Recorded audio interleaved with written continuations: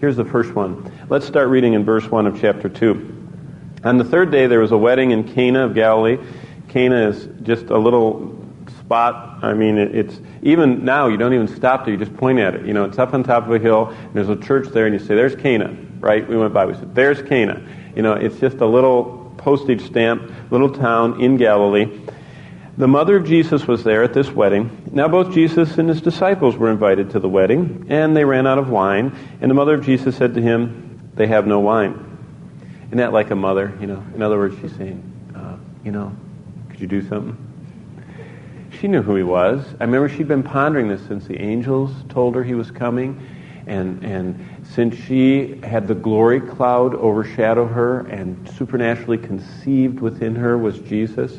Remember, Mary was a normal sinner just like us, but she had a sinless, incarnate God put within her, which is a wonderful thing. And so she knew something was amazing about him. So what she said, you know, if we were to put this into modern, she'd say, "Could you do something?" You know, like, "Do something, son." And Jesus says, "Woman." You notice that he kind of puts her in her place. Doesn't say, "Mommy." He says, "Woman." See, it's a very firm way. What he's saying is you don't have any sway, which totally defeats this idea. We just came from the Vatican. And did you know in most of the pictures, Mary is higher than Jesus at the Vatican? She is the co-mediatrix with Christ, and she is the intercessor that kind of goes to God for you and almost circumvents Christ. See, that theology is not in the Bible. Look what he says, "Woman, what does your concern have to do with me? My hour has not yet come." He says, "I'm on this divine schedule. God the Father has laid out for me his will, and I'm going to obey it, and I'm going to totally obey it." And he says, "My hour has not come." So, being very sensitive, his mother said to the servants, "Whatever he says to you, do it." Now that's a good verse. That's a good verse for the Christian life. Whatever Christ says, we should do. That's what a submissive servant should live like. Whatever Christ says, when he speaks to us through his word, we should do it. Now there were set there 6 water pots of stone, according to the manner of the purification of the Jews, containing 20 or 30 gallons apiece. So these are good-sized, big pots, 20 or 30-gallon pots. And Jesus said to the servants, "Fill the water pots with water." And they filled them up to the brim. And then he said to them, "Draw out now and take it to the master of the feast." Now it's interesting, there are 2 different words used for draw. One is pull out of the well, and the other is pour in. And it's interesting, and I remember I had my Greek professor that taught me Greek way back in the Dark Ages, pointed this out, and it's just a curious thing, and I'll share it with you. When it says, verse 7, fill the water pots, it says pour into them. But when it says draw out some now, verse 8, that's literally the word that's used for drop a bucket. So, it's a miracle either way. But you know what might have been an even greater miracle? He had them take 6 empty pots, and they took those pots and filled them from the well.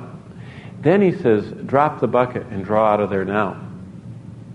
And when the bucket came up, it had wine in it. You ever heard of a well of wine? Now, someone could have put a little grape mix in the bottom of those pots. You know what I mean? Anybody could have done that. Just poured syrup in and dumped water in and stirred it, and you would have had creme concentrate wine. But you know what's impossible to do? Get a deep well. We were just at Beersheba. The well's 280 feet deep. We were at Sychar, which is another 180 feet deep. Can you imagine bringing that bucket up and having wine come out of it?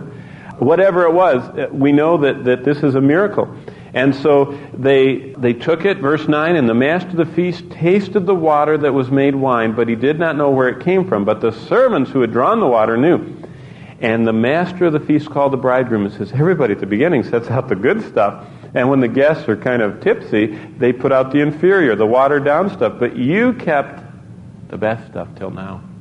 That's, again, this is another, did you know Christ brings to us the best stuff? Most people, they try and live life to the fullest at the beginning, kind of like, if you know Byron and Shelley and all those all those English poets, the Romantic poets that wore themselves out, living dissipated lives, and they died when they were young. Most people live that way. They kind of, while they have their youth and their strength, they live wild and enjoy themselves. You know what? Jesus makes life sweeter and sweeter. the longer you go with him. Look the principle. Most people put out the bad stuff at the end. That's how life is. It gets kind of diluted toward the end. But you kept the good until now.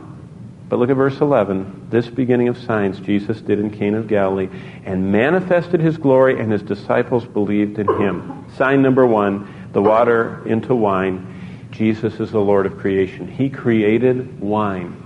Remember, think about what wine is. Wine is collected grape juice that's aged and fermented, and it takes time, and then it makes wine. And you have to keep pouring it from container to container to let the bitter stuff. I mean, none of you don't make wine, but, that's how they make it. We're not promoting alcohol drinking here, but that's how they make it. He instantaneously created it, which gives us a little idea about creation. He created it with what? Age. Right? He didn't give them fresh grape juice and say, sit around for a month and you'll get some wine. He made it fully aged, which is probably the way he made the universe. He didn't make Adam and Eve babies, and 30 years later they discovered each other and got married. I mean, he made them full-blown adults, and that's how he made the universe. And that's how he did this.